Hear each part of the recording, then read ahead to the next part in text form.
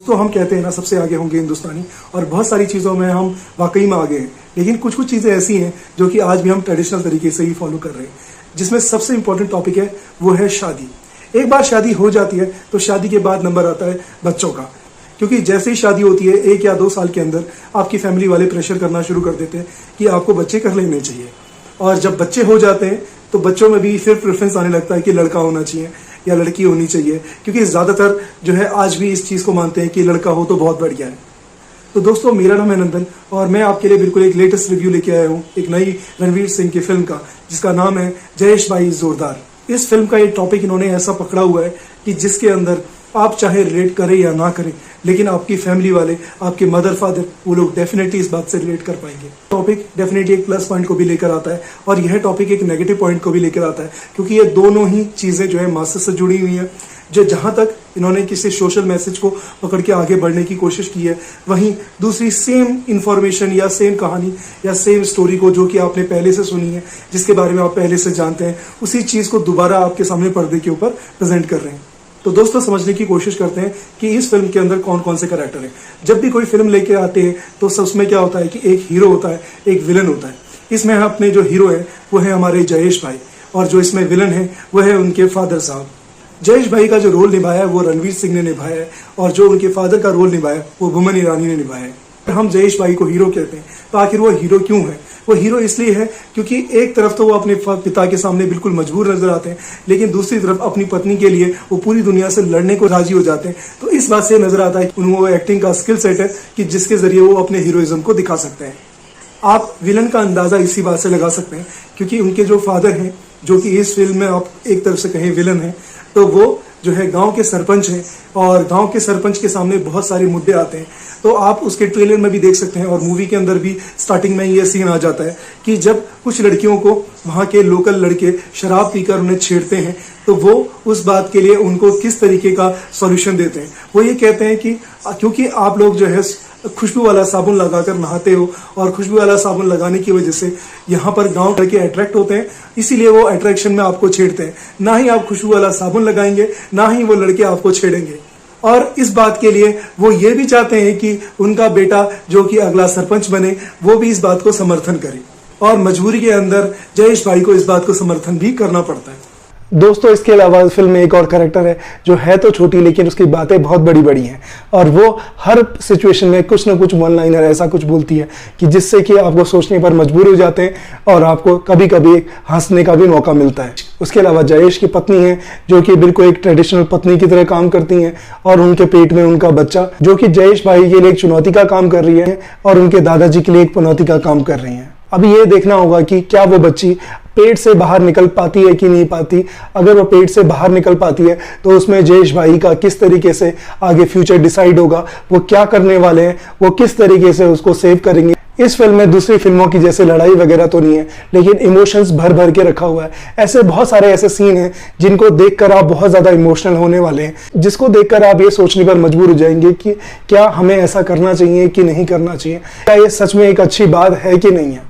लेकिन अगर हम सिनेमा की बात करें तो जैसे कि आप देख पा रहे हैं कि आज की डेट में बहुत तगड़े तगड़े कंटेंट वाली मूवीज जो है थिएटर में निकल के आ रही हैं।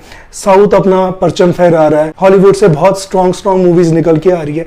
तो ऐसे में इस तरीके के मूवीज को लेकर आना मुझे थोड़ा सा जो है सरप्राइजिंग लगता है, क्योंकि ऐसी मूवीज थिएटर के लिए तो थोड़ा मुश्किल ही बनी है। हाँ, OTT प्लेटफॉर्म के लिए ये मूवीज अच्छी हैं। जो ऑडियंस बेहतरीन कंटेंट देखना चाहती है वो इस मूवी के लिए कितना इंटरेस्टेड रहेंगी ये तो हम नहीं कह सकते, क्योंकि इस मूवी में अगर आप देखें तो आप इसका फ्यूचर क्या होगा वो कहीं ना कहीं आप पहले से प्रेडिक्ट कर सकते हैं। जहां ये मूवी कुछ आवर्स की है, सेम चीजें, इसी टाइप के टॉपिक्स ऑलरेडी बहुत सारे टीवी सीरियल्स के अंदर आप देख पाते हैं, जिसके अंदर आप जान सकते हैं कि यार इसमें फ्यूचर में क्या होगा, अल्टीमेटली किस टाइप का सॉल्यूशन निकल के आएगा। तो सरप्राइजिंग एलिमेंट का ना होना इस फिल्म में थोड़ा बहुत खलता है, क्योंकि आप पहले से प्रेडिक्ट कर पाते हो। लेकिन मैं यहाँ पर एक चीज आपसे कहूँ कि इस मूवी को देखने पर आप उसको डेफिनेटली आप उसको रिलेट कर पाएंगे, जो उसके इमोशंस हैं आप उसको समझ पाएंगे, क्योंकि कहीं ना कहीं आपने ये चीजें देखी हुई हैं, क्योंकि सोसाइटी के अंदर किस तरीके से इन सिचुएशंस रहती है। आज की डेट में भी लोगों के मन में ये तो है कि यार लड़का होना चाहिए। जो पुराने लोग हैं वो इस बात को प्रेफर करते हैं कि अगर एक बार कुलदीपक हो जाए जिससे कि आपका वंश आगे बढ़ सके, तो वो इस चीज़ के लिए थोड़ा बहुत तो हमेशा प्रेशर बना के रखते हैं। दोस्तों मैं एक चीज़ तो कहना चाहूँगा कि रणवीर सिंह बहुत बेहतरीन एक्टर हैं और उन्होंने इस फिल्म में भी बहुत अच्छी एक्टिंग की है, लेकिन मुझे कहीं ना कहीं ऐसा लगता है कि उनके एक्टिंग स्किल को किसी अच्छी जगह में, किसी अच्छे प्रोजेक्ट्स में यूज़ करना चाहिए, या हो सकता है कि वो थोड़ा सा फिल्म चूज़ करते समय गलत टॉपिक्स को चूज़ कर रहे हैं। ऊपर से बॉलीवुड का आपको पता ही है कि वो किस तरीके से चलता है। अभी कुछ के हाल फिलहाल के दिनों में वो इस तरीके की स्ट्रैटेजी से चलते आए कि जस्ट उठाओ कोई भी सोशल मैसेज वाला कंटेंट और उसके ऊपर जो है फिल्म बना लो, और फिल्म बना के जो है बहुत सारे पैसे छाप लो। और ये अगर आपको ये नहीं लगता कि ऐसा नहीं है, तो आप देख सकते हैं कि अक्षय कुमार की मूवीज़ पिछले बहुत सालों से वो सोशल कंटेंट पे फिल्म बना रहे हैं और पैसे छापने में लगे हैं। दोस्तों अगर आप इस मूवी को देखते हैं तो आपको ट्रेजेडी, आपको इमोशंस, आपको हीरोपंती, सब कुछ इस मूवी में आराम से देखने को मिल जाएगा।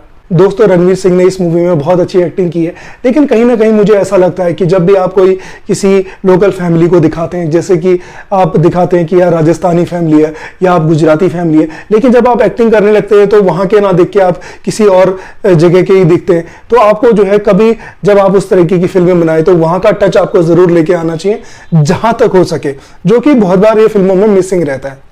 इसके अलावा रणवीर सिंह, शालिनी, बोमन ईरानी, इन सब एक्टर्स ने बहुत अच्छा काम किया है। और जो एक छोटी बच्ची है जिसके वन लाइनर्स बीच बीच में आते रहते हैं, तो उसकी एक्टिंग तो बहुत ही ज़बरदस्त है।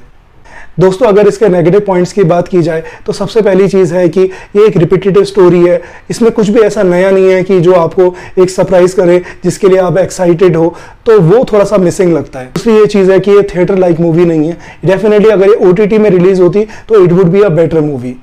थर्ड वन, जैसे कि मैंने ऑलरेडी बता दिया है कि गुजराती जो है फैमिली दिखा रहे हैं, लेकिन गुजराती तरीके का टच प्रॉपर्ली नहीं निकल के आ रहा है। डायरेक्शन भी इतना बहुत ज़बरदस्त नहीं है, it is a very average direction, जो कि और बेहतर हो सकता था। जब ये फ्राइडे में रिलीज हुई तो लोग इतना ज़्यादा एक्साइटेड नहीं थे, थिएटर्स भी काफ़ी कुछ खाली थे, और मैंने सुना कि कहीं कहीं पर शोज भी जो है कैंसिल हुए।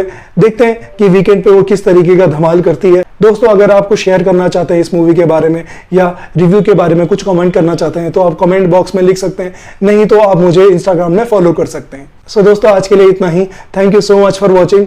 चलो टेक केयर, बाय बाय।